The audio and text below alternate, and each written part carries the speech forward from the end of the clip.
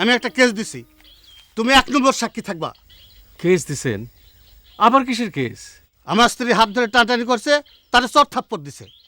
সত্যই ভাবিরে চড়থাপ্পড় দিছে? বলেন কি? আরে না, কে না কে হাঁস খায়, আমারে বলে চোর। 4টা হাঁস খাইছে। ব্যাটারে উচিত শিক্ষা দেওয়ার জন্য আমি এই কেসটা দিছি। তুমি 1 নম্বরের সাক্ষী থাকবা। মারে, হাঁস খাইয়া তো বড় বিপদে পড়লাম মনে হইতেছে। বাবা আর হাঁস খাবো না। হাঁস কেন? হাঁস, মুরগি, গরু, ছাগল কিচ্ছু খাবো না। এখন থেকে সবই নিরামিষ। এই মিয়া, মিক্সার ঠিক করে বানাও, ঠিক মতো না হলে থাপড়াইয়া বিদায় করে দেবো।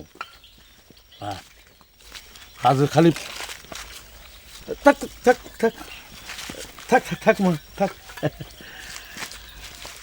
তোমার মায়া বৃত্তি পরীক্ষা ফার্স্ট হয়েছে, সে খবর আমি পাইছি।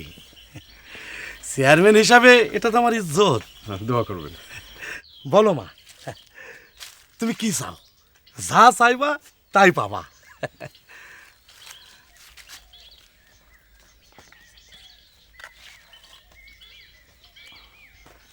মেয়ে আমার ঢাকা শহরে বেড়াইতে যেতে চায়। সে কখনো ঢাকা শহর দেখে নাই, আমি নিজেও দেখি নাই।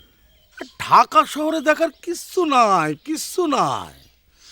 তারপরেও যখন ঢাকা শহর দেখতে চাই, যা, সব খরচ আমি দিয়ে দেবো। মগবাজার আমার শালিকা থাকে, তার ঠিকানা তোমার দিয়ে দেবো, তুমি সেখানে গিয়ে উঠবা। আপনার মেহরবানি চেয়ারম্যান সাহেব। তুমি তো আমার ভোট দাও না, সে খবর আমি জানি। তারপরেও তুমি লোক খারাপ না।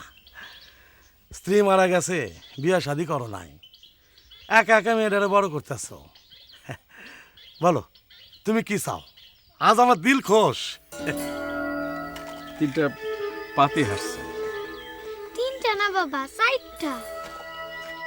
পাতি হাঁস দিয়া কি করবা? আছে, ঘটনা আছে, খুবই লজ্জার ঘটনা।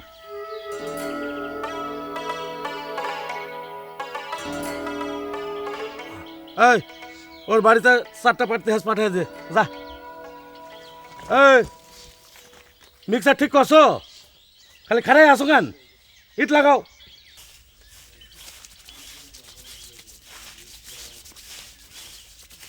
বউ,